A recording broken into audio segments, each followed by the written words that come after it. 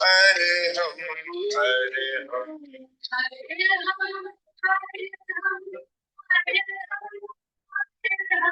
हरे हम हरे हम हरे हम हरे हम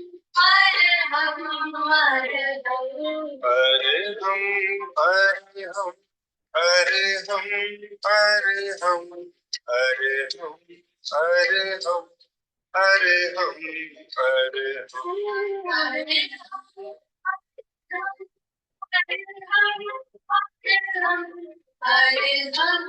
हरे हम हरे हम हरे परम पावन परम आराध्य प्रातः स्मरणीय आचार्य श्री महाश्रमण जी के चरणों में सत सत नमन करते हुए हम आज प्रातः का ये सेशन प्रारंभ कर रहे हैं।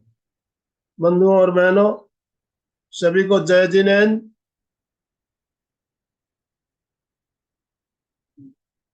आज का हमारा जो विशेष सत्र हो रहा है, इसमें हमने बहुत ही एक जरूरी और एक शानदार टॉपिक लेकर हम आपके साथ जुड़ रहे हैं।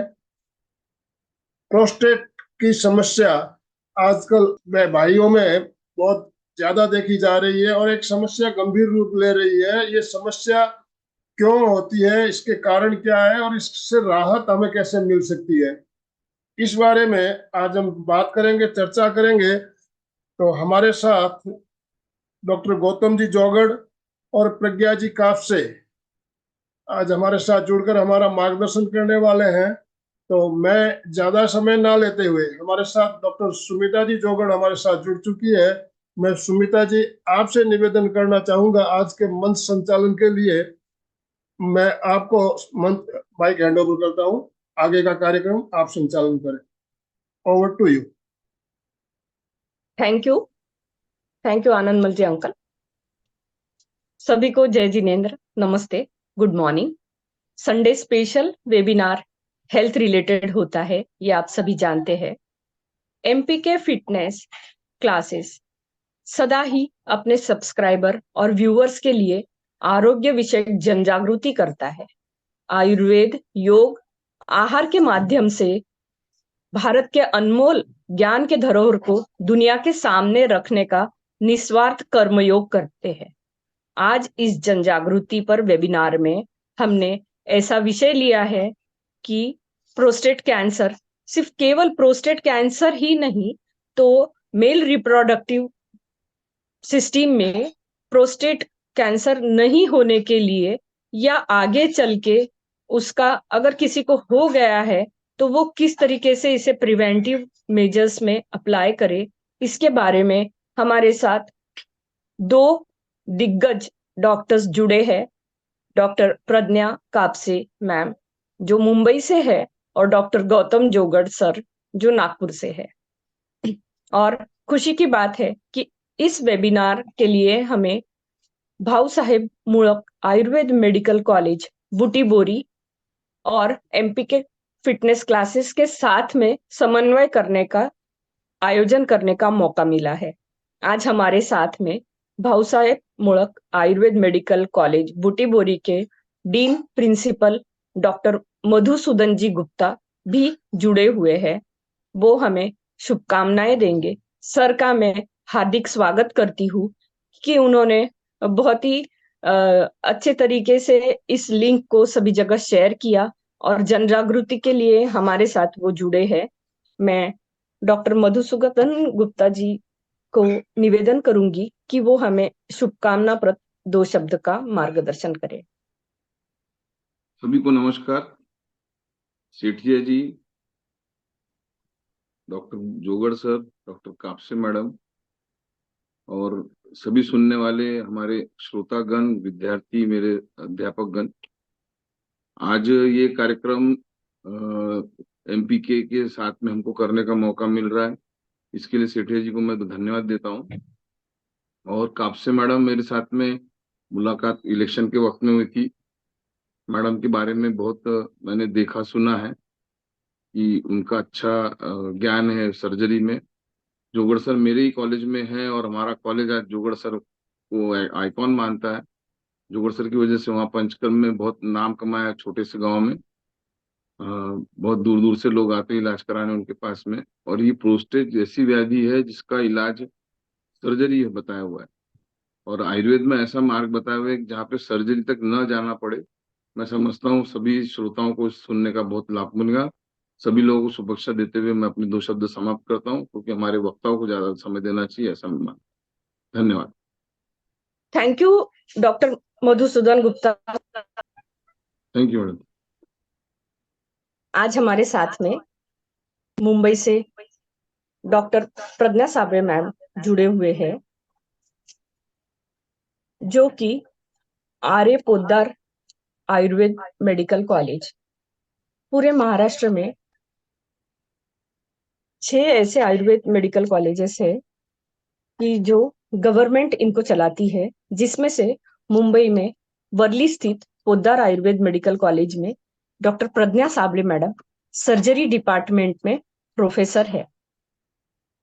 डॉक्टर प्रज्ञा साबळे मैडम, जिनको 15 साल का अनुभव है और MS Ayurveda, MS psychology, diploma in Sanskrit, DCA और DNHE ऐसी इन्होंने डिग्रियां प्राप्त की है।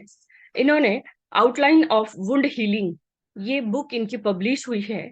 साथ में 10,000 से ज्यादा सर्जरीज इन्होंने की है, और क्षार सूत्र सर्टिफिकेट कोर्स जो आयुर्वेद की देन है, ये कोर्स में इन्होंने 800 से अधिक स्टूडेंट्स को ट्रेन किया है।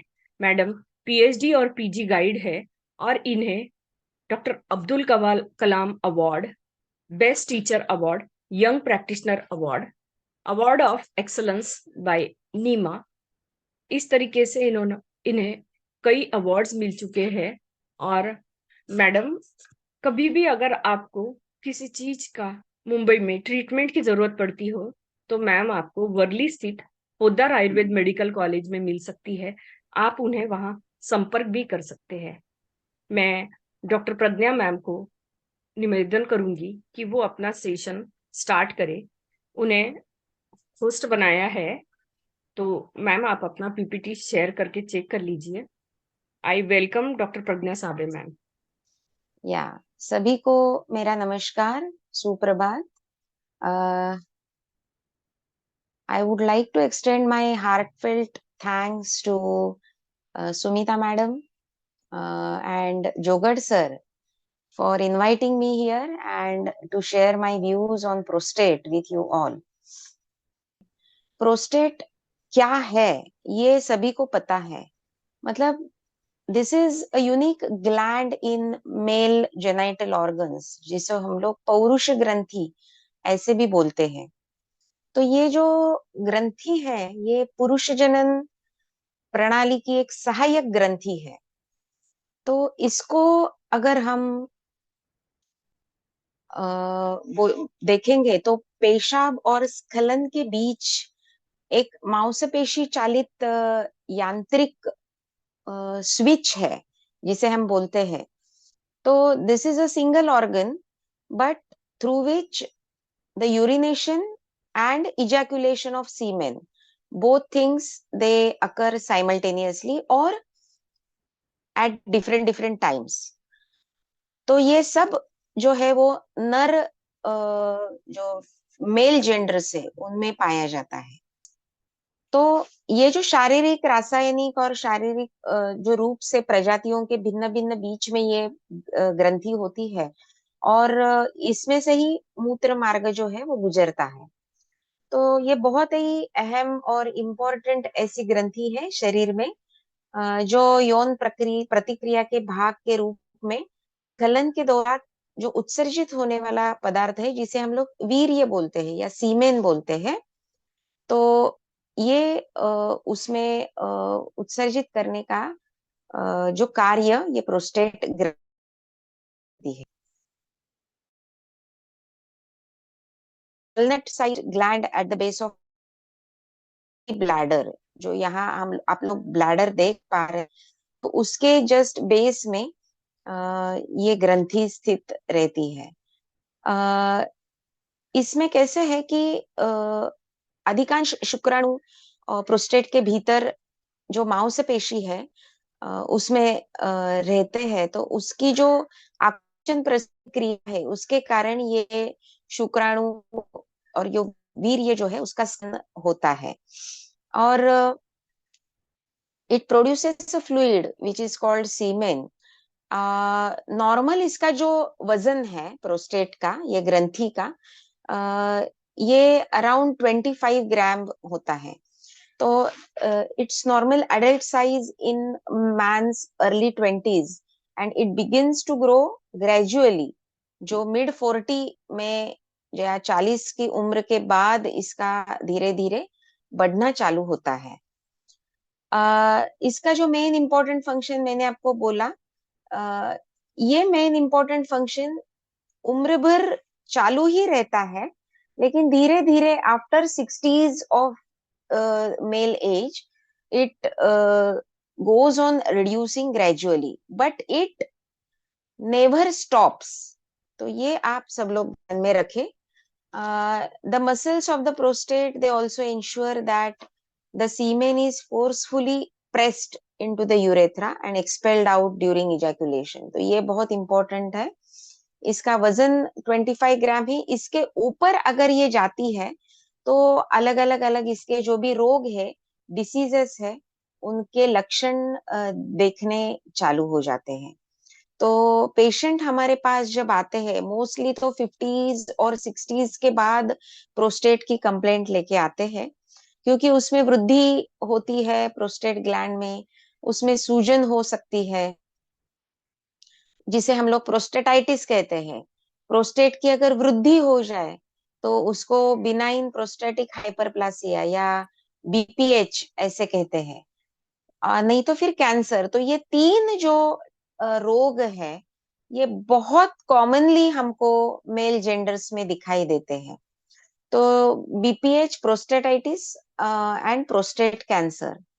अभी बीपीएच जो है जिसे प्रोस्टेटिक हाइपरप्लासिया बोलते हैं, इसमें इसके जो सेल्स है प्रोस्टेट के, जो पेशी है, उनके साइज में, उनकी आकार में वृद्धि होती है, या फिर उनकी संख्या जो होती है उनकी संख्या में वृद्धि होती है। तो दोनों बातें अलग अलग है। एक जो डिसीज है उसमें साइज बढ़ता है पेशी का, सेल्स का, और एक जो डिसीज है या एक जो अवस्था है उसमें उसकी पेशी की संख्या, साइज वही रहता है, आकार वही रहता है, लेकिन संख्या बढ़ती है, और संख्या बढ़ने से फिर उसकी वेट बढ़ने से अलग अलग लक्षण दिखाई दे देते हैं। तो प्रोस्टेट का कैंसर मतलब प्रोस्टेटिक हाइपरप्लासिया है क्या, या प्रोस्टेट का साइज बढ़ने से प्रोस्टेट का कैंसर होता है क्या? तो ये बहुत इंपॉर्टेंट बात हमको आज जाननी है कि बीपीएच जिसे हम लोग बोलते हैं, benign prostatic hyperplasia, it is not a prostate cancer. मतलब कोई कोई लोग, पेशेंट्स हमारे पास आते हैं जिनमें जो बोलते हैं कि प्रोस्टेट का साइज बढ़ गया है, तो डॉक्टर यही प्रोस्टेट का कैंसर है क्या? तो ये प्रोस्टेट का कैंसर नहीं है।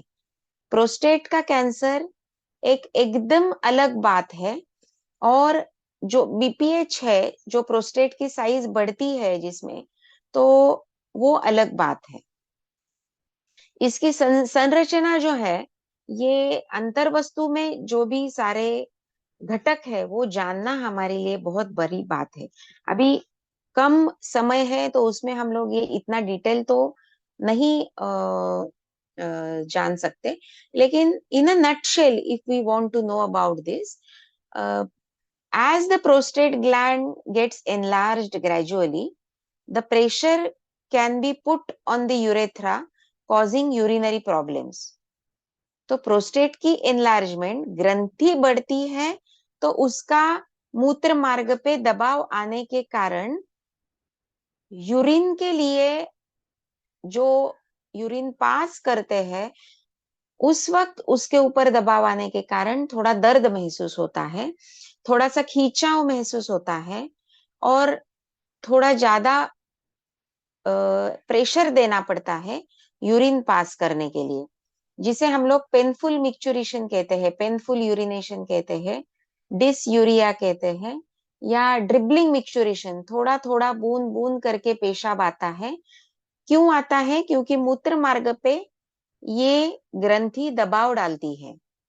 मूत्र मार्ग से बाजू में ही ये पूरी ग्रंथि होने से इसका साइज जब बढ़ता है तो अपने आप ये मूत्र मार्ग पे दबाव आता है, वो मूत्र मार्ग सिकुड़ जाता है और उसकी वजह से जो यूरिन पास करते वक्त प्रेशर आता है, थोड़ा सा दर्द महसूस होता है, बूंद बूंद जो पेशाब है वो बाहर आता है।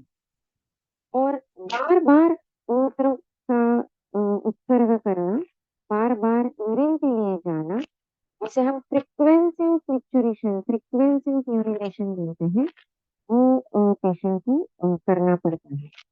तो prostate size does not correlate with degree of obstruction और सीवियरिटी ऑफ सिम्टम्स। तो बेसिकली प्रोस्टेट का enlargement, this is a normal phenomena related to the hormonal imbalance or hormonal changes inside the body of the male gender. So it doesn't mean that it is a cancer of prostate. So these are the various symptoms what you can see. कि frequent micturition है, frequent urination during day and night. तो बहुत बार patients को complaints रहती है कि they urinate at night frequently many times. बहुत बार वो रात में उठ के बार बार यूरिन पास करने के लिए जाते हैं। Sudden urge to urinate, many patients they cannot control over their urination. तो उनके यूरिनेशन में बार बार अगर उनको पास करने की इच्छा होती है तो जब यूरिन का अर्ज उनको आता है, जैसे यूरिन आई है उनको लगता है, वेग आता है मूत्र धारण का, मूत्र उत्सर्जन का, तो उसका धारण करना उनके लिए असंभव रहता है। तो they cannot control their urination. Many patients they are having the symptoms of burning micturition, burning urination.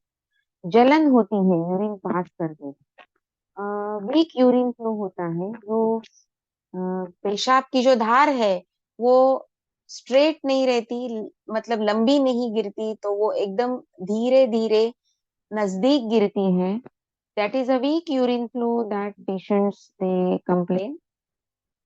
Sensation of the bladder when they empty the bladder at one time, when they urinate, sensation is not complete, कि पूरा urine अभी पास हुआ है ऐसे नहीं लगता है।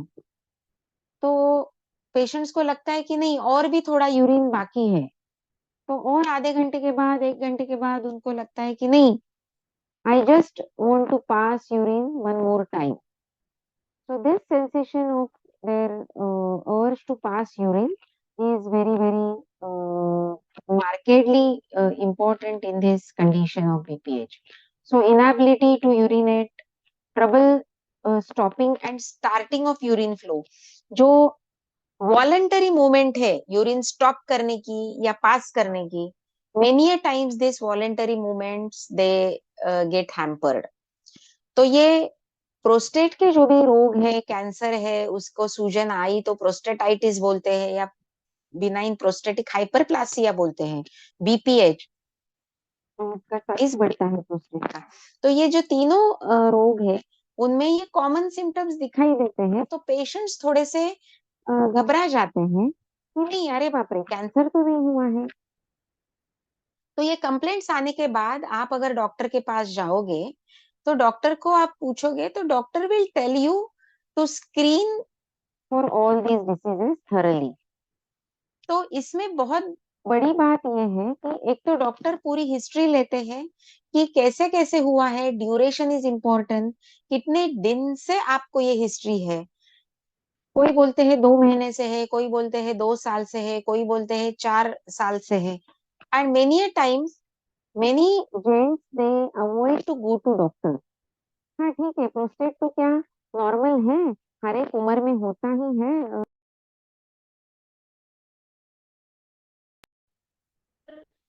Male gender में होने से ये that important. तो मेरा आवाज आ रहा है ना? Am I audible? यस थोड़ी यस मैडम। आवाज थोड़ी कट कट के आ रही है आपकी। ओके, हाँ, अभी आ रही है हाँ, मेरी यस आवाज? Yes yes. हाँ, तो बहुत सारे लोगों को लगता है कि यार इस पे क्या ध्यान देना है, ये तो नॉर्मल चीज है, नॉर्मल ग्रंथि है, थोड़ी सी बढ़ जाती है तो थोड़े से लक्षण दिखाई भी देंगे, तो नथिंग टू वरी। तो इसका टेंशन नहीं लेना है, लेकिन at the same time it is very very important to take proper medical advice.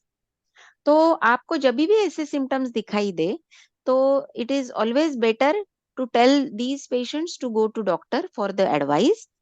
Doctors पूरी हिस्ट्री लेंगे, पूरे सिम्टम्स देखेंगे, और उसके बाद वो सब जानकारी लेने के बाद आपको प्रॉपर टेस्ट करने के लिए एडवाइस करेंगे। कैसे है कि इसमें ब्लड टेस्ट बहुत सारे अलग अलग टेस्ट है। तो नॉर्मल रूटीन इन्वेस्टिगेशंस तो है ही, जैसे कि फ्रीक्वेंट यूरिनेशन है तो पहले डॉक्टर हम क्या बोलते हैं कि डायबिटीज तो नहीं है, तो we will tell you to get sugar done, we will tell you to get all blood test done. उसके अलावा पीए से करके जो प्रोस्टेट स्पेसिफिक एंटीजन नाम की एक टेस्ट है, वो आफ्टर 60 साल में एक बार हर एक व्यक्ति ने, जेंट्स ने करनी चाहिए। It is a marker of for prostate cancer. और इसमें कैसे है कि अगर पीए से बढ़ता है तो there are chances that the cancer may be there, लेकिन पीए से बढ़ गया मतलब प्रोस्टेट का कैंसर है ही, ऐसे नहीं है। तो उसके लिए कुछ अलग मार्कर भी है कैंसर के, तो वो भी हमको करने पड़ते हैं। और कैसे है कि बीपीएच हुआ या फिर प्रोस्टेट का कुछ लक्षण दिखाई दिया, इसका मतलब आपका पूरा लाइफ अफेक्ट हो गया, बर्बाद हो गया, ऐसे नहीं है। So the main who suffer from BPH may experience a reduction of quality of life in quality of life. Up to 95% of men with moderate symptoms are unhappy, क्योंकि डाइपर लगाते हैं, बाहर जाते हैं तो उनको डर लगता है अरे बार बार जाना ना पड़े, अगर वहां पे कोई सुविधा ना हो यूरिनेशन के लिए तो कैसे करे, इसके लिए पानी बहुत कम पीते हैं, they reduce there water intake. तो ये सारे जो है उससे थोड़ा सा मानसिक असमाधान मिलता है, तो क्वालिटी ऑफ लाइफ थोड़ी सी डिस्टर्ब हो जाती है ना।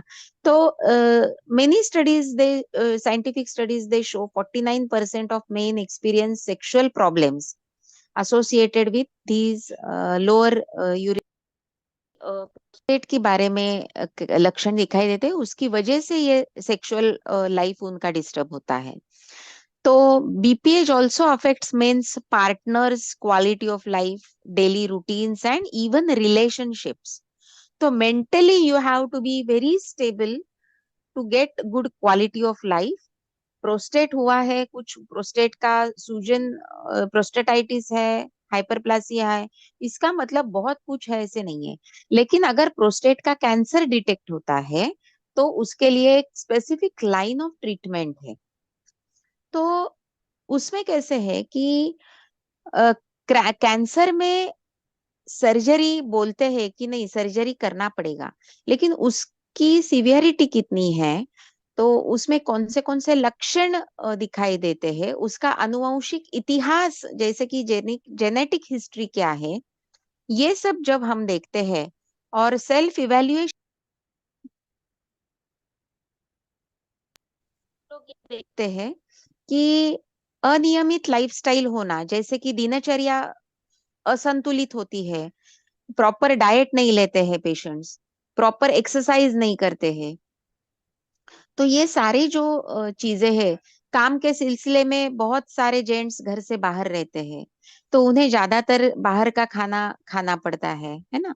आज के दौर में लोग तमाम कोशिश करने के बाद भी, कितनी भी इच्छा हो कोशिश करे, हमारी लाइफस्टाइल संतुलित नहीं रख सकते हैं, जो सेहत के लिए काफी नुकसानदायक होता है। तो इसके लिए अलावा उन्हें अपने जीवन में मानसिक तनाव से भी गुजरना पड़ता है, तो इसका सेहत पर बुरा असर होता है, जिसमें प्रोस्टेट की बीमारी पर भी इसका असर पड़ सकता है। तो आयुर्वेदिक मैनेजमेंट जो है इसके लिए, it involves basically the strengthening urinary bladder, urinary system, urinary muscles and ligaments. तो वो जो प्रदेश में वो जो ठिकान है जहाँ पे प्रोस्टेट स्थित है, वहां पे जितने सारे पेशियां है, मांसपेशी है, स्नायु है, उनकी स्ट्रेंथनिंग, उनका बड़कटीकरण जो है वो बहुत इंपॉर्टेंट है, उनका मजबूतीकरण बहुत इंपॉर्टेंट है। तो उसके लिए हम लोग जो पंचकर्म है, पंचकर्म में बहुत सारे अ, उपचार हम लोग कर सकते हैं पेशेंट के लिए। जैसे कि मतलब बस्ती, ये तो पकवाशय मतलब लोअर जो पेल्विक ऑर्गन्स है उनके लिए बस्ती, ये तो बहुत अच्छा ट्रीटमेंट है पंचकर्म में। अलग अलग तेल है, अलग अलग काढ़े हैं, उनकी हम लोग बस्ती पेशेंट्स को दे सकते हैं। उसके अलावा बहुत सारे काढ़े हैं या औषधि द्रव्य है, जैसे कि पाषाण भेद है, कोक्षुर है, बाहवा मगज है, हरितकी है, धमासा है। तो इन सारे आयुर्वेदिक जो वनस्पतियां हैं, उनके जो मिश्र स्वरूप में काढ़े बनाए जाते हैं, उसका भी प्रोस्टेट ग्रंथि की जो साइज बढ़ती है, बीपीएच जिसे हम लोग बोलते हैं, उसमें बहुत ही अच्छा परिणाम दिखाई देता है। मैं खुद पेशेंट्स को देती हूँ, और 85 ग्राम प्रोस्टेट जो होता है पेशेंट्स का, उसका साइज 55-58 तक रिड्यूस हुआ हुआ हमने देखा है, हमारे पास इसके एविडेंस है। और अगर आपका साइज बाई चांस समझो कम नहीं भी हुआ, उम्र के साथ तो ये बढ़ता रहेगा, लेकिन अगर ये कम नहीं भी हुआ तो भी जो भी लक्षण है, जैसे कि पेनफुल यूरिनेशन है, बूंद बूंद पेशाब का होना, बार बार पेशाब के लिए जाना, पेशाब करते वक्त दर्द होना, ये सारे लक्षण बहुत अच्छी तरह से कम होते हुए पेशेंट्स में दिखाई देते हैं। तो ये बहुत इंपॉर्टेंट है। अश्वगंधा नाम की जो वनस्पति है, इसका बहुत ही अच्छा उपयोग प्रोस्टेट के ऊपर होता है। तो दिस इज वेरी इंपॉर्टेंट। ये कुछ अच्छे द्रव्य है, औषधि द्रव्य आयुर्वेद में। अश्वगंधा रिष्ट है, पुनर्नवासव है, सारीवाद्यासव है, बला तैल है, धन्वंतर तैल है, नारायण तैल है। तो ये सारे जो द्रव्य है, अपना वरुणादि कषाय है, विदार्यादि कषाय है, ये सारे कषाय या काढ़े हैं, ये सिरप है, तेल है, इनके बहुत अच्छे रिजल्ट्स प्रोस्टेट के ये इसमें मिलते हैं। जो लक्षण दिखाई देते हैं उसके उसमें मिलते हैं। पंचकर्म के बारे में डिटेल्स तो आप अभी हमको जोगड़ सर गाइडेंस करेंगे ही। कैंसर में भी और एक इम्पोर्टेंट बात मुझे ये है बतानी है कि कैंसर का फैलाव अगर प्रोस्टेट का मीडियन लोब, जो 5 लोब होते हैं सर्जिकल लोब प्रोस्टेट में, उसमें अगर मीडियन लोब बहुत ज्यादा बढ़ गया है, तो उसमें उसका थोड़ा सा जो भाग है, थोड़ा सा हिस्सा सर्जरी में कट करते हैं। अभी इसमें भी बहुत एडवांस टेक्निक्स आए हैं सर्जरी में, जैसे कि TURP है, transurethral resection of prostate, जो दूरबीन डाल के करते हैं। जो पहले टाके का ऑपरेशन होता था, तो वो टाके का ऑपरेशन अभी नहीं होता है, तो दूरबीन डाल के जो ऑपरेशन करते हैं, उसमें दूसरे तीसरे दिन ही पेशेंट्स को डिस्चार्ज मिलता है और बहुत अच्छे रिजल्ट्स आते हैं, कुछ भी साइड इफेक्ट नहीं होता है। तो उसमें हम लोग बोलते हैं उसको प्रोस्टेटेक्टोमी। तो रेडिकल प्रोस्टेटेक्टोमी और जनरल प्रोस्टेटेक्टोमी, ऐसे 2 प्रकार होते हैं सर्जरी में। कैंसर में क्या करते हैं कि जो भी अफेक्टेड पार्ट है प्रोस्टेट का, वो निकाल देते हैं, और कैंसर का अगर फैलाव बाकी सारे जगह में है, तो उसमें उसके बाद में फिर रेडियोपैथी देते हैं या केमोथेरेपी देते हैं। रेडिकल प्रोस्टेटेक्टोमी में भी प्रोस्टेट ग्रंथि और उसके आसपास के जो भी खराब जो पार्ट्स है, जो अफेक्ट हुए हैं, वो टिश्यू है, वो सारी टिश्यू निकाल दी जाती है। तो ये कैंसर सर्जरी में किया जाता है। लेकिन ऐसे नहीं है कि प्रोस्टेट का कैंसर क्योर हो ही नहीं सकता। अगर आपको थोड़ी सी भी सावधानी बरतनी है, तो जैसे ही शुरुआत आपको कुछ लगे कि हाँ कुछ अलग लग रहा है, तो आप फौरन डॉक्टर का सलाह ले, उनके पास जाए, प्रॉपर ब्लड टेस्ट करें, और शुरुआत में ही अगर कैंसर डिटेक्ट होता है तो दैट कैन बी क्यूरेबल।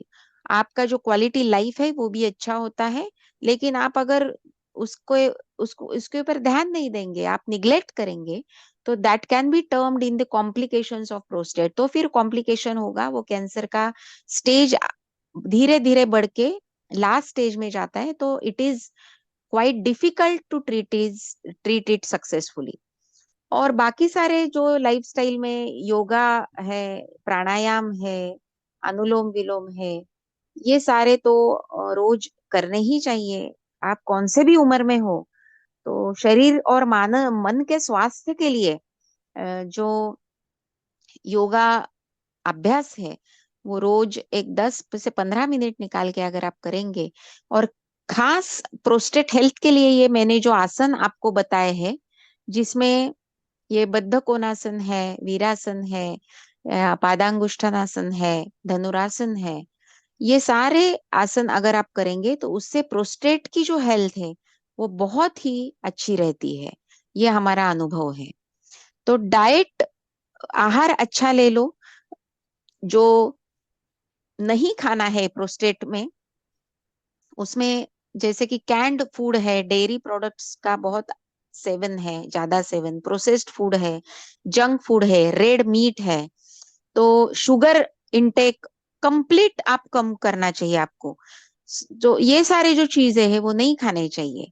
और जो आप खाना खा सकते हैं उसमें ओमेगा 3 फैटी एसिड से युक्त जो भरपूर फैटी एसिड ओमेगा 3 जिसमें है, खास करके वो जो चीजें हैं, those food products you can take easily.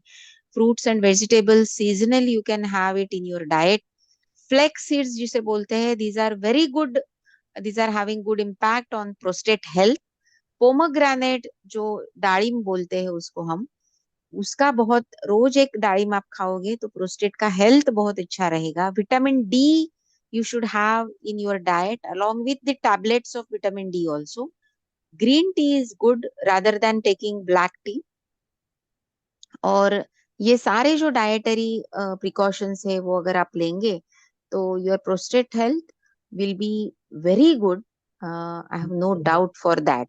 और मॉडर्न ट्रीटमेंट में तो मॉडर्न सर्जन सारे यूरोलॉजिस्ट जो है वो अल्फा ब्लॉकर्स या फिर माइक्रोवेव थेरेपी देते हैं। मतलब टैम्सुलोसिन, फिनास्टेराइड, ये सारे जैसे जो कोई मेडिसिन है वो देते हैं।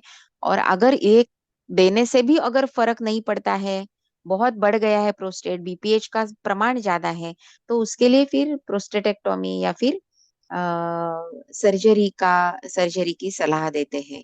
तो in a nutshell I want to tell you all that prostate ये कॉमन ग्रंथि है। This is a normal size and normal gland in your body. Don't get afraid of this.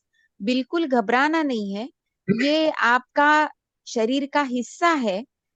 जैसे जैसे उम्र बढ़ेगी प्रोस्टेट बढ़ेगा ही, लेकिन उसकी हेल्थ अच्छी रखना ये आपके हाथ में डेफिनेटली है। तो आहार विहार अच्छा रखें, और प्रॉपर अगर आपको लक्षण दिखाई देते हैं तो डॉक्टर के पास जाके सलाह ले और स्वस्थ रहे। So this is what I want to tell you regarding all this prostate. Thank you so much to all of you, and thank you so much again to Sumita madam and Jogad sir, and wish you all the best and have a nice day. Thank you. Thank you all. Thank you very much Pragya ma'am. आपने बहुत ही सुंदर तरीके से आयुर्वेद और modern science को integrate करते हुए सभी श्रोताओं को और हमारे सब्सक्राइबर्स को प्रोस्टेट के बारे में काफी अच्छी जानकारी दी। और Thank you. हमारे Thank पास you. क्वेरीज भी आई है।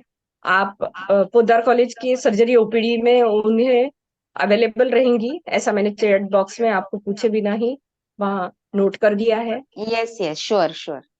आपका डे स्पेसिफिक होता है मैम, तो आप बता दीजिए। It is on Wednesday and Saturday. Otherwise, all the rest of the days people can come, but you will be available on Wednesday and Saturday, right? Yes, मेरी ओपीडी बुधवार और शनिवार को रहती है, but you can take my phone number and you can call me anytime Okay, or ma'am. message me on WhatsApp. Yes. Yes, ma'am. Thank you very much. Thank you. Now we will have another speaker, Dr. Gautam Jogad from Nagpur. Doctor Gautam jugaad जो MD panchakarma है, जिन्होंने जामनगर इटरा से अपना post graduation किया हुआ है और national cancer institute Nagpur से post graduate diploma in oncology care भी इन्होंने किया है। इन्हें 22 साल का एक्सपीरियंस है। डॉक्टर जोगड़ रेशिमबाग सकरदरा एरिया में इनका पंचकर्मा सेंटर है और हमें गर्व के साथ बताने में खुशी हो रही है कि इन्हें लोकमत आयुष श्री सम्मान पुरस्कार से सम्मानित किया गया है, जो कि उत्कृष्ट आयुर्वेद चिकित्सक को दिया जाता है। डॉक्टर जोगड़ सर ने नए आयुर्वेद के उभरते हुए डॉक्टर्स के लिए पंचकर्मा सेंटर के कोर्सेस इस्टेब्लिश किए हैं, जिन्होंने 1000 से अधिक डॉक्टर्स को उसमें प्रशिक्षित किया है। अभी हम जानेंगे डॉक्टर जोगड़ से ही कि वो हमें प्रोस्टेट के बारे में प्रिवेंटिव एस्पेक्ट और पंचकर्म कैसे लाभदायी होता है। मैं डॉक्टर जोगड़ सर से निवेदन करूंगी कि वो हमें अपना मार्गदर्शन करें। सभी को जय जिनेंद्र, सभी सीनियर सिटीजन को प्रणाम। आज एमपी के फिटनेस भाऊ साहब मुड़क आयुर्वेद महाविद्यालय मुझे यहाँ आमंत्रित किया बोलने के लिए, इसलिए उनका बहुत बहुत धन्यवाद। और ये बहुत ही ज्वलन समस्या है सीनियर सिटीजन के लिए, और इसमें काफी लोग परेशान भी होते हैं कि उनको सही रास्ता नहीं मिलता, इसमें क्या करना होता है। ये जो यूरिन की समस्या डेवलप होती है, जनरली प्रोस्टेट की समस्या में ऐसे होता है कि प्रोस्टेट की इन्फ्लेमेशन होता है, वहां सूजन आ जाती है, वो ग्रंथि बढ़ जाती है और उसकी वजह से बार बार यूरिनेशन होना, यूरिन रुक रुक के होना, यूरिन में जलन होना, और रात के समय ज्यादा यूरिन होने की वजह से नींद नहीं होना, ये सब समस्या होती है। तो पेशेंट परेशान हो जाते हैं कि इसमें आखिर करना क्या पड़ चाहिए। तो इसके बारे में मैं आयुर्वेदिक टाइप से क्या आहार लेना चाहिए, क्या नहीं खाना चाहिए, और क्या आयुर्वेदिक चिकित्सा इसमें कर सकते हैं जो आपको ऑपरेशन से बचा सकती है। 70% केसेस में ऐसा है कि इसमें ऑपरेशन करने की आवश्यकता नहीं होती है। बहुत से बार ऐसा भी देखा गया है कि जिन्होंने ऑपरेशन किया है, ऐसे लोगों में भी 35% केसेस में इसके सिम्टम्स जो रिकरेंस देखने को मिलता है। तो ऐसी स्थिति में आपको आयुर्वेदिक चिकित्सा ही करना चाहिए। आयुर्वेद ग्रंथों के अंदर 5000 साल पहले इस बीमारी का उल्लेख आया है अष्टला ग्रंथि के नाम से। और आयुर्वेद के हिसाब से अगर देखा जाए तो ये अपान वायु की विकृति से होने वाली बीमारी है, जिसमें मांस की वृद्धि होती है, मांस धातु शरीर में जो होता है वो, और साथ में कफ की वृद्धि होती है। इसलिए हमको बहुत ध्यान रखना चाहिए खाना खाते समय। तो कुछ ऐसी चीजें हैं जो आपको नहीं खाना चाहिए, वो मैं आपको बताता हूँ। यहाँ आपको नॉनवेज नहीं खाना चाहिए, सोया नहीं खाना चाहिए। कार्बोहाइड्रेट्स की मात्रा शाम के समय कम कर देना चाहिए। वैसे भी ओवरऑल सीनियर सिटीजन में कार्बोहाइड्रेट्स की मात्रा कम कर देना चाहिए। उसके बाद दूध दही जैसी चीजें है, वो अगर आपका डाइजेशन ठीक नहीं तो आपको कम से कम खाना चाहिए। उसके बाद नॉनवेज आपको नहीं खाना है। और सबसे मेन इसमें होता है, सीनियर सिटीजन बहुत से बार उनको काम नहीं होता है, इसलिए वो क्या करते हैं, दोपहर में सोते हैं। दोपहर में सोने की वजह से मांस धातु की वृद्धि होती है, ऐसा आयुर्वेद बोलता है। इसकी वजह से अगर आपको नींद आ रही है तो भी आप 10-15 मिनट की नींद लीजिए। उससे ज्यादा की नींद आपके शरीर में कब बढ़ाएगी, प्रोस्टेट की समस्या बढ़ाएगी, वहां का इन्फ्लेमेशन बढ़ाएगी। तो आपको दिन में सोना इसमें अवॉइड करना है। उसके बाद आजकल एक 15 दिन पहले मेरे पास एक पेशेंट आया था। ये समस्या वैसे होनी चाहिए 60 साल के बाद, लेकिन हम देखते हैं कि ये समस्या आजकल 45 से 50 साल की उम्र में भी होती है। इसमें मैंने उस पेशेंट में जो नोटिस किया, तो वो कंटिन्यूअसली 8-8 10-10 घंटे जो लैपटॉप होता है अपने थाइज के ऊपर रखता है। तो ये भी एक कारण आजकल देखने को मिल रहा है प्रोस्टेट की समस्या का, या फिर यूरिन से रिलेटेड समस्या का। दूसरा होता है टाइट जीन्स पहनना। आजकल रील्स का जमाना है, तो मैंने देखा है कि कई ओल्ड एज वाले लोग भी जीन्स पहनते हैं। तो टाइट कपड़े आपको नहीं पहनना है, इसकी वजह से भी आप प्रोस्टेट की समस्या से अपने आप को बचा सकते हैं। खटाई का प्रमाण आपको शरीर में कम करना है लेते समय। उसके बाद अब इसमें हम देखेंगे कि क्या खाना चाहिए। तो ताजे फल खाइए, सब्जियां खाइए, दालें ज्यादा मात्रा में खाना चाहिए। उसके बाद इसमें औषधि के रूप में आप अदरक का इस्तेमाल ज्यादा करेंगे तो शरीर में कई बीमारियों का सोल्यूशन ही अदरक है। अदरक एक भगवान का वरदान है हमारे लिए। अगर आप अदरक के मात्रा की सेवन करते हैं तो प्रोस्टेट का जो सूजन होती है वो काफी हद तक कम होने में आपको सहायता मिलेगी। अब हम देखेंगे इसमें क्या आप घरेलू उपाय कर सकते हैं। रात के समय आपको क्या करना है, पानी की मात्रा 7 के बाद कम कर देना है। आयुर्वेद बोलता है कि शाम के समय में पानी की मात्रा आपको कम करना चाहिए। उसके बाद आपका वेट कंट्रोल में होना चाहिए एंड आपको वेट लॉस करना चाहिए।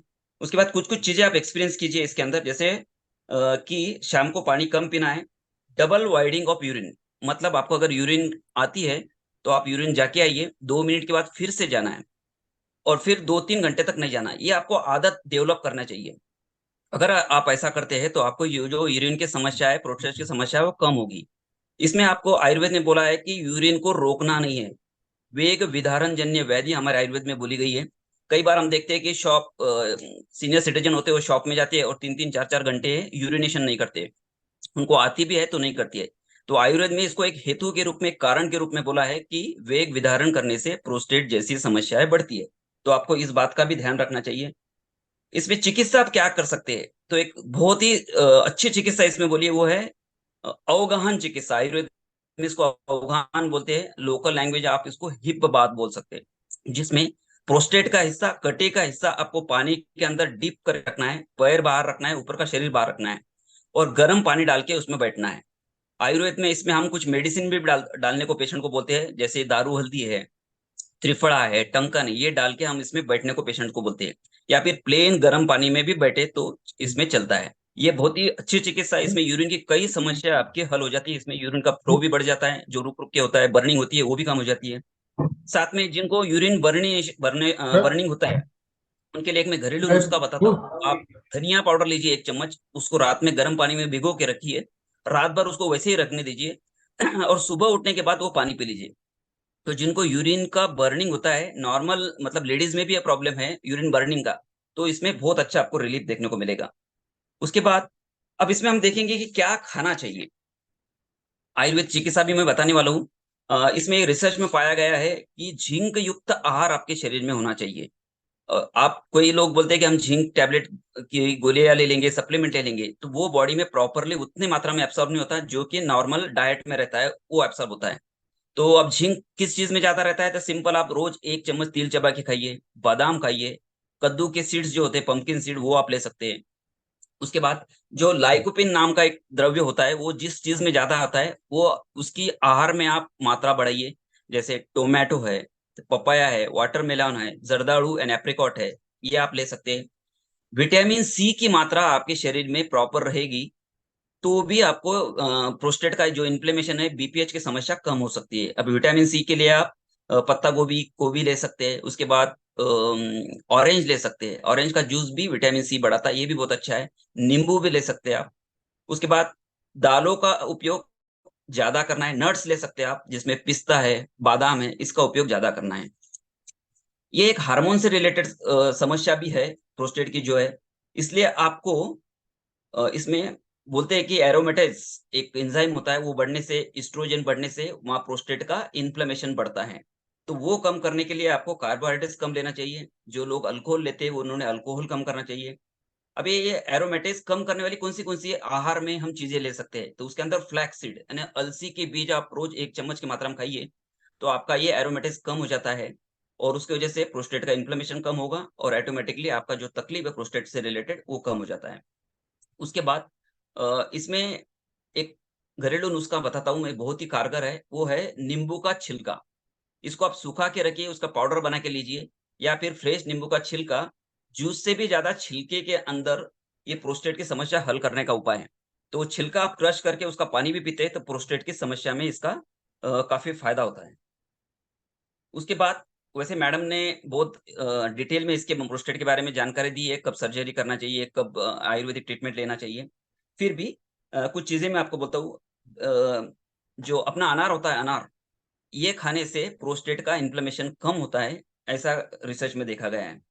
उसके बाद पेल्विक मसल जो होती है, जो प्रोस्टेट के आसपास होती है, उसको स्ट्रेंथनिंग करने के लिए कुछ आसन जो मैडम ने बताया है, उसके साथ ही आप सूर्य नमस्कार कीजिए। इसमें बहुत सारे आसन का इंक्लूजन हो जाता है, तो ये आसन आपके लिए बहुत अच्छा रहेगा। उसके बाद तितली आसन, जिसको बटरफ्लाई आसन बोलते हैं, वो भी मसल स्ट्रेंथ करने के लिए अच्छा होता है और उसके प्रोस्टेट की समस्या काफी हद तक कम होती है।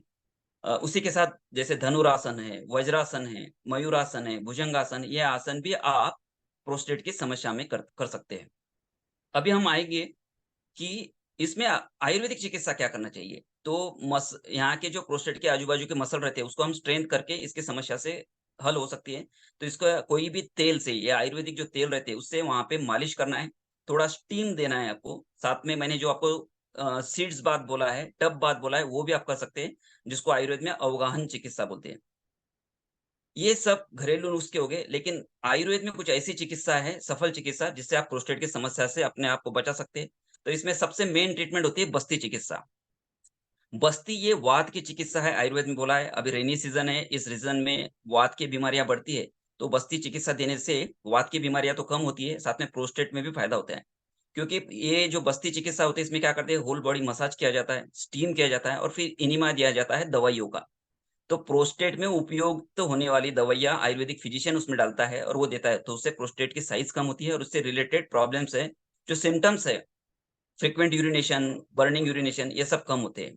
और वहाँ का वायु का कंट्रोल करने का काम, वहाँ का नर्व्स का कंट्रोल करने का काम ये बस्ती चिकित्सा करती है। ये 8 से 10 दिन का शेड्यूल रहता है। उसके बाद ये मैंने पहले भी बताया था कि हार्मोन से रिलेटेड समस्या है, तो इसमें मेंटल स्ट्रेस भी बहुत इंपॉर्टेंट है। तो प्राणायाम से भी इसमें काफ़ी फ़ायदा होता है। साथ में आयुर्वेदिक एक चिकित्सा है जिसको बोलते हैं शिरोधारा, जिसमें औषध युक्त तेल का कपाल के ऊपर कंटिन्यूअसली 35 टू 40 मिनट्स हम उसको छोड़ते हैं और उससे मेंटल रिलैक्सेशन मिलता है बॉडी को और बॉडी के जो हार्मोन्स है वो नॉर्मलाइज़ होते हैं। वैसे तो स्ट्रेस रिलेटेड सभी समस्याओं में काम आती है, लेकिन प्रोस्टेट में भी ये हफ्ते में 15 दिन में अगर आप एक बार ये शिरोधारा करते हैं, तो प्रोस्टेट की समस्या में भी काफ़ी समाधान इससे आपको मिल सकता है। तो इस तरीके से अगर आप केयर लेते हैं, तो प्रोस्टेट की समस्या से आप अपने आप को बचा सकते हैं। तो इसमें आपको आहार में ध्यान रखना है, क्या नहीं खाना है, ये मैंने आपको बताया है, जो नहीं खाने वाली चीज़ें हैं। आपको वेट लॉस करना है, वेट कंट्रोल में रखना है, शाम के बाद पानी नहीं पीना है। तो ये सब बातें आपको ध्यान में रखना है। और आयुर्वेदिक ट्रीटमेंट के अंदर जो मैं जैसे कि मैंने बताया, इसमें आपको मालिश करना है, वहाँ थोड़ा स्टीम लेना है, अवगाहन यानी हिप बाथ चिकित्सा करना है। पस्ती चिकित्सा आयुर्वेद की इसमें बहुत उपयोगी होती है और साथ में शिरोधारा। अभी कुछ औषधियाँ मैं आपको बताता हूँ, लेकिन ये आपको आयुर्वेदिक कंसल्टेशन के अंडर ही लेना चाहिए। आप मन से ना लें, क्योंकि अलग-अलग सिम्पटम के हिसाब से हम क्लिनिकली उसको डायग्नोज़ करते हैं और उसके बाद ही हम ये मेडिसिन देते हैं। तो कई रिसर्च में हमने देखा है, इसमें कई पब्लिकेशंस भी हुए।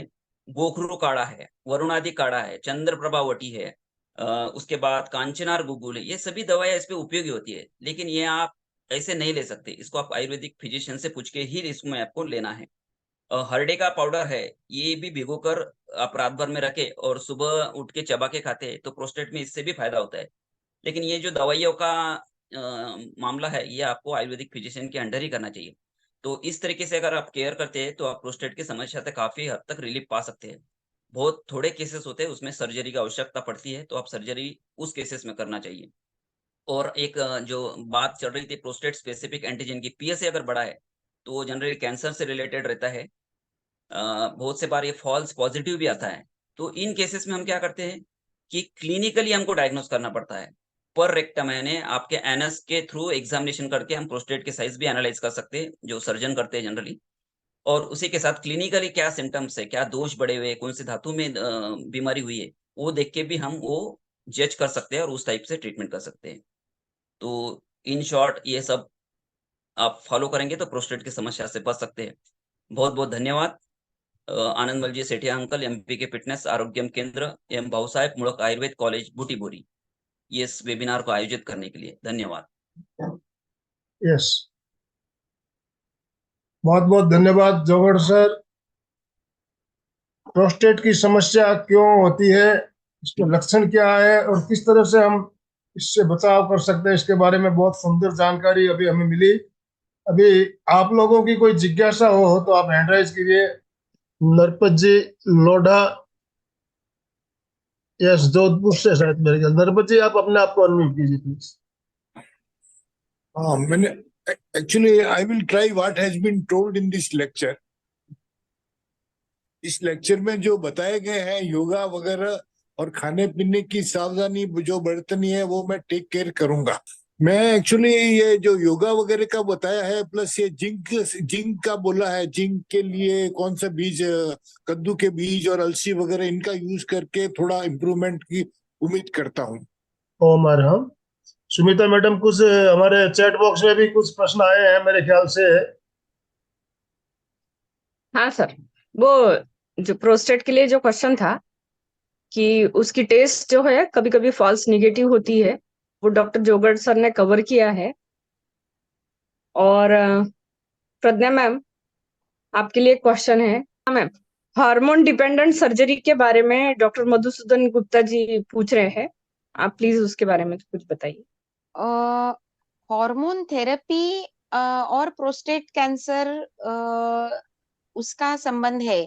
इन 85% to 90% ऑफ केसेस ऑफ से advance prostate cancer, hormone therapy can shrink the tumour. बहुत सारे डॉक्टर्स हार्मोन थेरेपी यूज करते हैं और many surgeons they advise, but however hormone therapy for prostate cancer doesn't work for ever. मतलब purely hormone therapy से prostate cancer treat नहीं होता है, तो ये एड ऑन इफेक्ट है उसका। उसके साथ हमको जो बाकी सारी एडजुवेंट थेरेपीज जो है, मेडिसिनल थेरेपी है, रेडियो थेरेपी है, जो केमोथेरेपी है, या फिर इफ रिक्वायर्ड सर्जरी, वो भी देनी ही पड़ती है। उसके साथ हार्मोन थेरेपी, कोई कोई पेशेंट्स हमको पूछते हैं कि is hormone therapy needed after prostate surgery. तो hormone therapy sometimes recommended for men who have biochemical recurrence. मतलब बहुत सारे लोगों को एक बार प्रोस्टेट का ऑपरेशन किया ना, तो उसका वापस रिकरेंस होता है। तो रिकरेंस होता है मतलब उसका लोब वापस हाइपरप्लास्टिक हो जाता है। तो कितने बार उनके ऊपर सर्जरी करें? तो इसी कोई कोई केस में फिर उसके बाद हार्मोन थेरेपी दी जाती है for biochemical recurrence.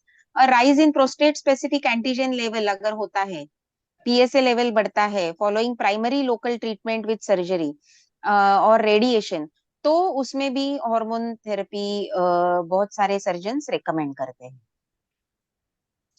Thank you ma'am. Hello एक क्वेश्चन है जिसमें मैम। पूछा गया है कि नींबू का छिलके का इस्तेमाल कैसे किया जाए।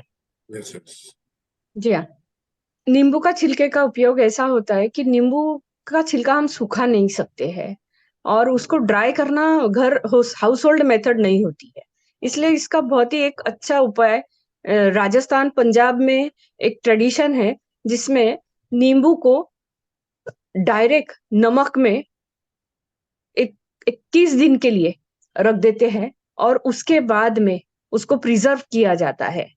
उसको सूखा हुआ नींबू वो 5-10 साल तक के घर में लोग रख सकते हैं और उसका बहुत ही कम हिस्सा, मतलब आधा सेंटीमीटर से 1 सेंटीमीटर का हिस्सा डेली अगर खाते हैं तो वो नींबू के छिलके के जो हमको उपाय मिलने चाहिए वो सारे मिल जाते हैं। तो ये बहुत ही अच्छा तरीका है। जिस समय में ज्यादा क्वांटिटी में नींबू मिल सकते हैं उस समय में आप कांच के बर्तन में नींबू को नमक डाल के रख दीजिए। 21 डेज रख करके उसको डेली हिलाते रहना पड़ता है और बाद में इसको हल्की धूप में सुखा दिया और वैसे ही बॉटल में भर के रख देते हैं, बिना फ्रिज के बाहर ही रख देते हैं, तो इसका इस्तेमाल हो सकता है। सुमिता मैडम, जी हाँ। मैडम मैंने पूछा था, एक्चुअली मेरे 2-3 पेशेंट को सर्जन ने रिकमेंड किया था कि टेस्टिस रिमूव कर दिए, ये हार्मोन डिपेंडेंट डिजीज है कैंसर। हाँ यदि वो हाँ हाँ रिमूव कर देते हैं तो हाँ। इसमें पीएसए का लेवल भी कम हो जाता है और उनकी जो एज है वो भी हम लोग इंक्रीज कर सकते हैं, और प्रोस्टेट की वजह से जो कैंसर होता है, तो वो सर्जरी के लिए पूछा था मैंने, अच्छा, थेरेपी प्रज्ञा के लिए मैम, नहीं पूछा। डॉक्टर गुप्ता सर ने एक बहुत अच्छा एडिशनल इंफॉर्मेशन हमको दिया है, आप इसके ऊपर कुछ बताना चाहेंगे? ठीक है। यस मैडम, आपका आवाज कट हो रहा है मैडम, थोड़ा can you please repeat the question? Doctor Madhusudan Gupta sir ने अभी बताया कि टेस्टिस रिमूव करने से सर्वाइवल रेट बढ़ता है, तो वो उन्होंने बहुत अच्छा एडिशन बताया है, उसके ऊपर आप कुछ हाईलाइट कर सकते हैं क्या? Testis removal yes can affect the survival, but उसमें कैसे है कि it depends on the severity of the disease and of course after the consent of the patient only we can remove it. और उसका साइड इफेक्ट तो बिल्कुल कुछ नहीं है। If required you have to go for that option, और बहुत सारे केसेस में उसका फायदा भी होता है, and it only the case provided that the patient is of course of old age, और उसका बाकी सब ऑब्स्टेटिक करियर जो है वो सब कंप्लीटेड है, तो in that case it can give good results and it may be permissible. Thank you ma'am. Unmute yourself, Ashok Jain. जय जिनेन्द्र। अभी मैं थोड़ा लेट जुड़ा था, तो एक बात अपन जान सकते हैं, जैसे अपने ऑनलाइन बैठक में काम करते हैं, काफी घंटों तक बैठे रहते हैं, तो बाथरूम भी अपन रोक के रखते हैं, तो उससे भी ये प्रॉब्लम क्या होता है? आयुर्वेद के अंदर बीमारियों के जो कुछ प्रमुख कारण बोले, उसमें वेग विधारण जन्य व्याधि ऐसा एक हेडिंग आया है, उसकी वजह से कई बीमारियां होती है, उसमें एक बीमारी प्रोस्टेट की भी है। इसीलिए ये आदत तो बिल्कुल होना ही नहीं चाहिए किसी में भी, इससे इवन डिप्रेशन तक आ सकता है, इतनी गंभीर समस्या इससे होती है। तो आपको जब भी मोशन आती है या फिर यूरिनेशन आता है, जाना ही चाहिए। इसके प्रॉपर अरेंजमेंट भी हर ऑफिस में होना चाहिए। Yes. Thank you. Sangeeta Johar Hyderabad से. संगीता जी, अनम्यूट कीजिए अपने आप को. सर ये मोशन के लिए भी लागू होता है? हाँ, मैंने अभी वही बताया आपको, मोशन रहे, यूरिनेशन रहे, छींक आती है, उल्टियाँ होती है, किसी चीज को रोना आता है, रोकना नहीं है इसको। आयुर्वेद में एक प्रमुख कारण बोला है बहुत सी बीमारियों का, और हम कई बार देखते हैं कि पेशेंट दवाइयाँ लेता है, ठीक हो जाता है, फिर से बीमारी होती है। तो उसका कारण ये होता है कि जब तक आप उसका रूट कॉज को बंद नहीं करेंगे, यस. आप समस्या आपके हल नहीं हो म्यूट हो सकती। गए, लोग बोलिए डायरेक्टली दानमल जी. गैसेस पास नहीं करते ऑफिस में वगैरह, सबको जय जिनेन्द्र, नमस्ते। इससे भी कई बीमारियां होती मेरा है। मेरा एज 82 ईयर्स है, और वो जो जोगड़ साहब ने और मैडम ने बताया है, मैं बराबर करता हूँ। मेरी प्रोस्टेट प्रॉब्लम थी, और मेरे को ऑपरेशन के लिए कई पिछले 10 साल से बोल रहे हैं, लेकिन ये जो आपने प्रयोग बताए मैं कर रहा हूँ, and I am quite fit. लेकिन ये है कि पेशाब जो है रात में 2 बार जाना पड़ता है। उसका कारण है कि रात को मैं पानी बहुत पीता हूँ, तो आपने बताया आप पानी कम पीऊंगा शाम के समय में, और आपने बहुत ही अच्छा, डॉक्टर साहब, जोगड़ साहब ने और मैडम ने बताया, बहुत हेल्पफुल है, और सबको बहुत बहुत साधुवाद, धन्यवाद। Okay, Om thank you. Arham. हाँ, अलका जी, अनम्यूट कीजिए अपने आप को. अलका जी साखला, सूरत से. एक मिनट अंकल, एक मिनट। जी. मैं एक बात बताना भूल गया था। इसमें एक बहुत ही उपयुक्त चिकित्सा होती है, वो है मिट्टी पट्टी का लेपन। आपका जो पेड़ू का हिस्सा होता है, एक कॉटन का कपड़ा लेना है, उसमें काली मिट्टी लगाना है, ऊपर से फिर से कपड़ा रखना है, इसको गीला करना है, और आपको इसको पेड़ू के ऊपर, यानी जो इसका रीजन है अपना प्रोस्टेट का, वहां पे रखना है 15 से 20 मिनट तक। और पानी ठंडा ही होना चाहिए, गर्म पानी की जरूरत नहीं है। 15 से 20 मिनट तक रखिए, और ये प्रयोग को 21 दिन से 45 दिन तक करिए। इसमें भी प्रोस्टेट की समस्या में काफी फायदा होता है। ये एक नेचुरोपैथी का ट्रीटमेंट है, तो ये मैं बताना भूल गया था। ओम अरहम. तो आप इसका भी यूज कर सकते हैं। हाँ, अलका जी. ओम अरहम। ओम अरहम. बहुत ही सुंदर, मतलब हर टाइम दोनों सेशन लेते हैं तो इतना सुंदर बताते हैं कि लोगों को फायदा तो होता ही है, और आयुर्वेद के साथ नेचुरोपैथी भी, ये कॉम्बिनेशन होता है तो और इफेक्टिव होता है। तो सचमुच एमपी के फिटनेस के द्वारा लोगों को बहुत अच्छा नॉलेज दिया जाता है, और डॉक्टर साहब, मिस्टर एंड मिसेस जोगड़ एक अच्छी ऐसी जोड़ी है कि दोनों ही एक क्षेत्र भी है, ऐसा है वैद्य की एक क्षेत्र जो सेवा का क्षेत्र है, और इनकी सेवा प्लस ज्ञान प्लस पता नहीं क्या त्रिवेणी संगम है ये, और इनके द्वारा लोगों को बहुत कुछ मिलता है। हमेशा इसी तरह जुड़ते रहे। आज हमारे सूरत में तो क्या, अभी गुरुदेव पधार रहे, अभी साध्वी आ रही थी तो मुझे साध्वियों के वहां जाना पड़ा। जैसे मैं आई तो देखा साथियों के साथ, रास्ते में नहीं चालू कर सकी, मैं तो पूरा वीडियो देख लूंगी। और अभी सूरत में हम लोग एकदम गुरुदेव के वेटिंग कर रहे हैं, तो आप सब लोगों को सूरत आने का आमंत्रण देती हूँ। डॉक्टर साहब ओम आप अरहम. दोनों भी ओम जरूर अरहम. आना। बहुत धन्यवाद, बहुत सुंदर। बहुत. तो अभी समापन की ओर चलेंगे.